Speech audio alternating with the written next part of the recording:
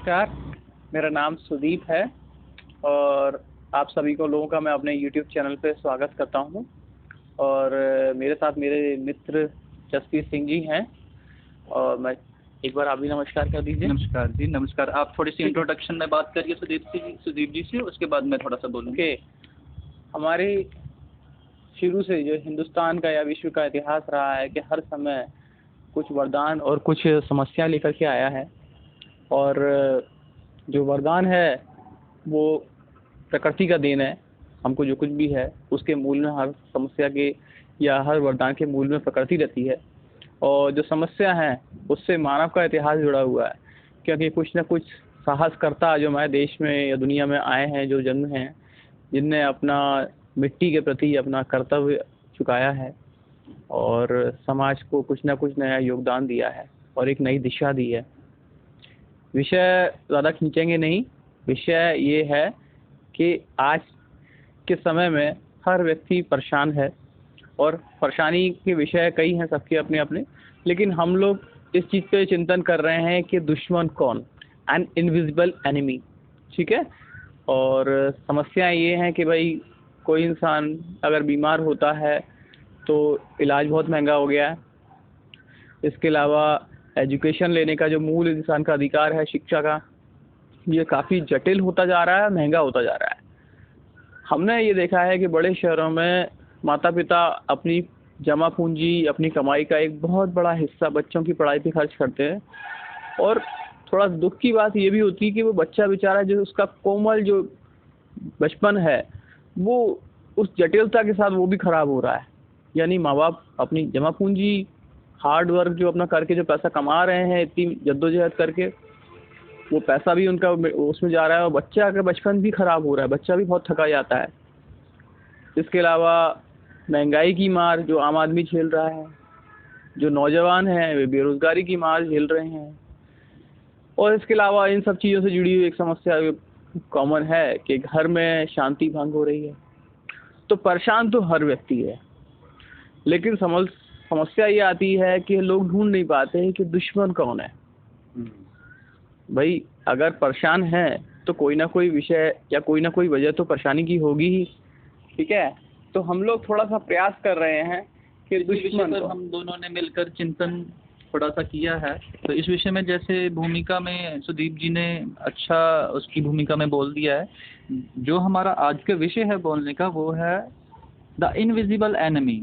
जो एक invisible enemy जो है उससे हम घिरे हुए हैं इस समय, और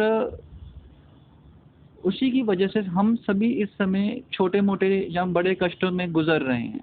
तो वो इनविजिबल एनिमी को जब हमने काफ़ी चिंतन किया तो हमने देखा कि मूल में जो हमारी सोसाइटी का कंसेप्ट है, जिस पर हमारी सारी सोसाइटी आधारित है, वो है कैपिटलिज्म का मॉडल।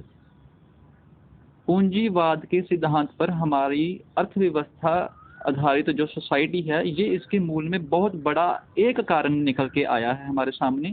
तो इसी के ऊपर हम थोड़ी सी चर्चा करेंगे, ये पूंजीवाद है क्या। तो पूंजीवाद का मतलब ये होता है कि सबको मुनाफा कमाना है, मार्केट में सबको पैसा कमाना है। और ये मानसिकता हमने सबको दे दी है अब कि तुमने भी पैसा कमाना है, तुमने भी कमाना है, आपने भी कमाना है ना। हम यही बात कर रहे थे कि भी अब हर बंदे को पैसा कमाना है। तो अब क्या होगा कि जब एजुकेशन सिस्टम हम डिज़ाइन करते हैं, तो उस एजुकेशन सिस्टम में पहले तो ये होता था कि बच्चे को कुछ ऐसी शिक्षा देनी है जो जीवन उपयोगी हो, जो उसके जीवन में कुछ काम आए, है ना। तो अब आ गया उसमें बिजनेस। अब हमने बच्चे को क्या देना वो गौण हो गया है, उससे पैसा कमाना है, ये प्राथमिकता हो गई है। इसी तरह से डॉक्टरी लाइन है। डॉक्टरी लाइन है पेशेंट की सेवा करना, ठीक है। उसका जो हृदय है किसी की सेवा की भावना करने का, उसको हम स्थान देते हैं। लेकिन जब उसमें पैसा आ गया, प्रॉफिट कमाना डॉक्टर को भी, तो वो कहीं ना कहीं उसका जो सेवा का अंश है वो तो ख़त्म हो जाता है और पैसा प्रधान हो जाता है, और उसको भी पैसा कमाना है ना। इसी तरह से जो हमारा डिपार्टमेंट है वकीलों का, है ना, या जजेस का या पुलिस का, ये थोड़ा सा जुड़े हुए लोग आपस में, तो इनका काम है जी लोगों की रक्षा करना। अब क्या ये सत्य में होता है? आप सबको पता है। सबको पता कि नहीं कुछ होता, इसके बारे में तो लवा साहब बोलिए क्या होता है? भाई मैं ज़्यादा कुछ नहीं इतना कहूँगा कि आज तक अपराध तो सभी करते हैं, गरीब भी करता है, अमीर भी करता है। अपराध का कोई धर्म, मजहब, जाति नहीं होती। वो सिर्फ अपने आप में एक परिभाषा उसकी है कि भाई जिस कानून, जो सरकार ने जो नियम बना दिए हैं और उसकी कोई भी अनदेखी या उसकी अवहेलना करता है तो वो अपराधी है। अब सवाल ये उठता है क्या ईमानदारी से जो भी व्यक्ति समाज में अगर बहुत ही उच्च वर्ग से है और अगर अपराध करता है, क्या सही मायने में उसके साथ जो है कानून को व्यवहार करना चाहिए वो होता है? या गरीब व्यक्ति अगर नियमों का अवहेलना करता है तो उसके लिए तो 36 तरह के कानून हैं, लेकिन अगर अमीर आदमी कोई कानून तोड़ दे तो मेरे को लगता है कि शायद वो इसके मूल में भी वही बात आ जाती है। वही बात है। मंत्री के पास पैसा ज्यादा है जी, वो वकील खरीद लेता है जी, जज खरीद लेता है, हाँ, पुलिस खरीद लेता है। तो इसी को हम कहते हैं पूंजीवाद, कैपिटलिज्म। कैपिटलिज्म का मॉडल का मतलब है कि हम कुछ भी खरीद लेते हैं पैसे से, वो सही आपकी बात मोरल है। वैल्यूज को भी खरीद लेता है। जी हाँ, ये बात हम कहना चाह रहे हैं कि जो कैपिटलिज्म का मॉडल है, जो कैपिटलिज्म का मॉडल है उससे आप कुछ भी खरीद लो, है ना भाई। जो पुलिस हमने अपनी रक्षा के लिए, जो पुलिस हमने अपनी रक्षा के लिए हमारी थी, पैसे से मंत्री उसको खरीद के हम ही को मरवाता है ना जी। जो वकील ने सच बोलना था, मंत्री उसको खरीद के बोलता जी मेरे फेवर में बात करो। यानी पैसों के लिए जो मॉरल वैल्यूज हैं वो खत्म होती जा रही हैं। इसी तरह से हर डिपार्टमेंट है, हर विभाग की यही कहानी है। हर विभाग की यही कहानी है कि भी जहाँ पर भी पैसा इन्वॉल्व हो जाता है किसी भी डिपार्टमेंट में, तो उसको करप्ट कर देता है। सही बात है ना। अब उसकी हम एक छोटी सी उदाहरण लेते हैं। अगर हम एक फैमिली में हैं तो भाई जब हम एक दूसरे के लिए खाना बनाते हैं तो हम ये कहते हैं कि ये लो 10 रुपये मेरे लिए खाना बना दो। ऐसा कभी नहीं होता। ऐसा नहीं होता ना। ऐसा कभी या नहीं मैं होता। ये भी नहीं बोलता भाई यार तुम मुझे 10 रुपये दो, मैं तुम्हारे भांडे धो दूंगा। अजी एक आप अपने घरों में एक चीज झांक के देखिएगा, ये थोड़ा सा दुख की बात है लेकिन परम सत्य जो है, जो कि अभी तक देखा गया है कि घर में अगर एक व्यक्ति बहुत कमाने वाला है तो सम्मान की दृष्टि उसके लिए अलग होती है, और एक व्यक्ति जो धन कमाने में असफल है, कोई भी वजह हो, तो उसके प्रति व्यवहार अलग होता है। क्या हमारे समाज के मायने इतने कमज़ोर हो चुके हैं कि सिर्फ इंसान की अच्छाई और बुराई पैसे के तराजू में तौली जाए? क्या इंसान के अपने नैतिक गुणों का, आचरण का, प्रेम भाव का कोई मूल्य नहीं रह गया है? जबकि सबसे बड़ा मूल्य इसी चीज का है जी, सबसे बड़ा मूल्य इसी चीज का है कि हम में आपस में सद्भावना और प्रेम है। जी, पैसा सिर्फ टूल है, एक साधन है चीज़ों को थोड़ा सा आसानी से काम करने के लिए। और लेकिन जिस कैपिटलिस्ट मॉडल में हमने, फॉर एग्जांपल के लिए, हमने जैसे कल आपस में हम बात कर रहे थे, हमने एक बात डिस्कस करा था, एक मकान बनाना है तो मकान बनाने के लिए 2 चीज़ें चाहिए, नेचुरल रिसोर्सेज और एक ह्यूमन पावर। इन 2 के कॉम्बिनेशन से एक मकान बन जाता है। बिल्कुल। तो हमने अब देखने में क्या आ रहा है, हम कह रहे हैं कि नेचुरल रिसोर्सेज भी हैं, मैन पावर भी है, और हम कहते हैं मकान नहीं बन सकता जी। हमने पूछा भी क्यों नहीं बन सकता, तो बता रहे हैं जी पैसा नहीं है।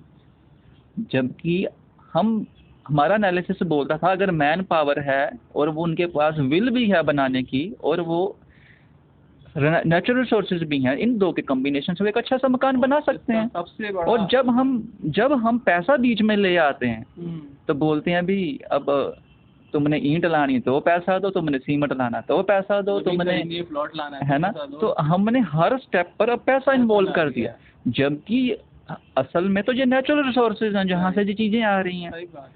तो उस पैसे की इन्वॉल्वमेंट से क्या होता है कि अगर तो वो होता है तो हम बोलते हैं अभी मकान बन जाएगा, अगर नहीं होता है तो हम बोलते हैं नहीं बनेगा। लेकिन मकान का बनना पैसे के ऊपर डिपेंडेंट नहीं है, क्योंकि जो पैसा है आपकी दीवार में नहीं लगेगा, आपकी रसोई में नहीं लगेगा, आपकी छत पे नहीं लगेगा, आपकी टाइल में नहीं लगेगा, आपके सीमेंट में, पानी में, कहीं पर भी पैसे ने नहीं लगना है। वो तो कागज़ का टुकड़ा है। सही बात। उसको बनाने के लिए लेबर चाहिए, वो लगेगी। सीमेंट चाहिए, वो धरती से आएगा। ईंट चाहिए, वो मिट्टी से आएगी। पानी चाहिए, वो कुएं से आएगा। Are comes from the natural resources. उन नेचुरल रिसोर्सेज को जोड़कर हम एक सुंदर सा मकान बना देते हैं जो एक आदमी की ज़रूरत है। तो ये इसका मतलब है चीज़ें बनती हैं आपसी सहयोग से। सही है। ठीक है, और उस सहयोग को थोड़ा आसान करने के लिए पैसे का उपयोग है बीच में। लेकिन हमने जो व्यवस्था बना दी है वो हमने ये बना दिया कि नेचुरल रिसोर्सेज हैं, बंदा है, उसके अंदर पावर है, विल है, लेकिन वो कहता है मकान बन नहीं पाएगा, बोलेगा आई एम हेल्पलेस, है ना। बिल्कुल सच बात है। और इसका सबसे बड़ा जीता जागता उदाहरण है कि हमारे इस धरती पे एक सबसे बड़ा, एक बहुत बड़ा एक क्लास है, तबका है, जिसको हम आदिवासी कहते हैं। आदिवासी लोग के पास पैसे नहीं होते हैं, उनके पास सिर्फ प्राकृतिक संसाधन होते हैं और विल पावर होती है।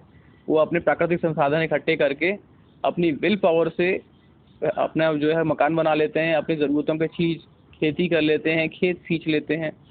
क्या वो पैसे की बात सोचता है? सही बात है। जब वो आदिवासी लोग हैं तो क्या वो पैसा लेते हैं भाई? वो तो आपसी सहयोग से बना लेते हैं। उनके यहाँ तो पैसा है ही नहीं और ना ही बैंक मिलता है। अरे ना वहाँ पर बैंक है ना गाड़ी है, लेकिन मकान बन रहे हैं। जी हाँ, तो एक बहुत मतलब पैसे का इन्वॉल्वमेंट जो है वो इतना जरूरी नहीं है। सही बात है ना, वो सिर्फ एक कुछ एक्सचेंज का टूल है। एक्सचेंज का टूल है। तो कहने का मतलब है इस विषय को हम आपके सामने इसलिए लाए हैं डिस्कशन के माध्यम से कि हम चाहते हैं कि इस विषय पर हर बंदा चिंतन करे, व्हाट इज कैपिटलिज्म। हमारी विनती है कि आप जितने भी हमको सुन रहे हैं, जो भी लोग, आप रिसर्च कीजिए कि कैपिटलिज्म क्या है। कार्ल मार्क्स की थ्योरी को थोड़ा सा स्टडी करिए कि ये कैपिटलिज्म मॉडल क्या होता है। जब आप इसको थोड़ा गहराई में जाएंगे, समझेंगे, तो आपको चीज़ें समझ आने लगेंगी। जो प्रेजेंट कंडीशन हमारी बन गई है हमारी सोसाइटी के, जिसमें हर बंदा इस समय दुखी मिल रहा है अलग अलग कारणों से, तो उसके मूल में हमने ये पाया है कि कहीं ना कहीं कैपिटलिज्म मॉडल जो है उसने बहुत सी विकृतियाँ ला दी हैं हमारे सोचने के ढंग में, बहुत सी विकृतियाँ। और हम चाहते हैं कि इस विषय को अधिक से अधिक लोग चिंतन करें, अधिक से अधिक लोग बोलें। और आज हम इतना ही बोलेंगे। आपका बहुत बहुत धन्यवाद। आपको फिर नेक्स्ट वीडियो में मिलेंगे और इसी के साथ हम अपनी बात समाप्त करते हैं। Good evening. बस मैं भी सिर्फ आखिरी में सिर्फ एक दो लाइन ही कहना चाहूँगा कि हम बचपन में एक बार किसी के घर गए थे, तो हमने देखा कि सुना कि भाई वो बहुत बड़े आदमी हैं। तो उस समय तर्क नहीं था बुद्धि में, तो मैंने सोचा शायद उनका बहुत बड़ा सर होगा।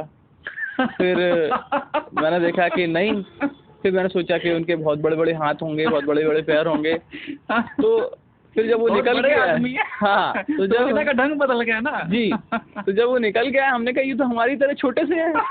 तो मैंने कहा ये इतने बड़े आदमी कैसे हो गए? तो हमको पता पड़ा कि वो बहुत पैसे वाले आदमी हैं। हाँ, तो देखिए ना, सोचने का ढंग बदल गया बंदे का। This is known as capitalism model. And फिर लेकिन हमारी संस्कृति ये नहीं है।